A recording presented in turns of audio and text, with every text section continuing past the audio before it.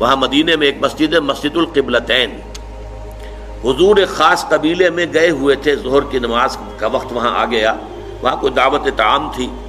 ظہر کا وقت آ گیا تو کھڑے ہو گئے نماز پڑھنے کے لیے، صحابہ پیچھے کھڑے ہیں۔ اسی دوران میں نماز کے دوران یہ آیات نازل ہوئی، حضور نے وہی قبلہ بدلا اپنا، فول وجہک شطر المسجد الحرام۔ اب حکم الہی آنے کے بعد تو تاخیر 1 منٹ کی بھی جائز نہیں، تو فوراً آپ نے رخ بدل لیا اور تمام نمازیوں نے بھی رخ بدل لیا۔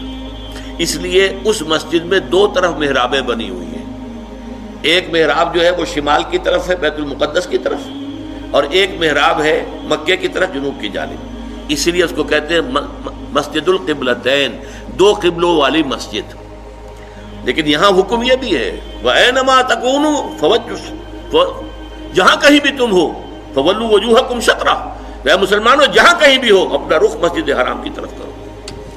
اب ظاہر بات ہے کہ اس پر جب عمل ہو گیا تو صحابہ نے عمل تو کیا، دل میں کچھ دغدغہ رہا،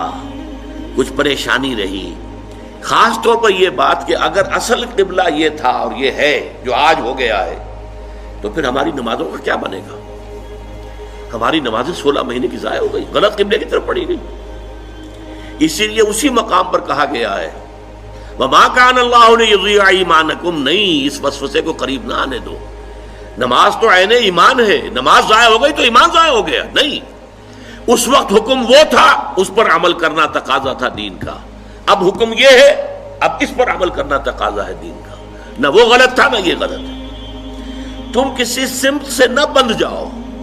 تم ظاہر کے ساتھ زیادہ جو ہے اپنے آپ کو وابستہ نہ کر لو۔ نماز کی اصل روح، دین کی اصل روح تو کیا ہے؟ اللہ پر ایمان، اللہ کا یقین،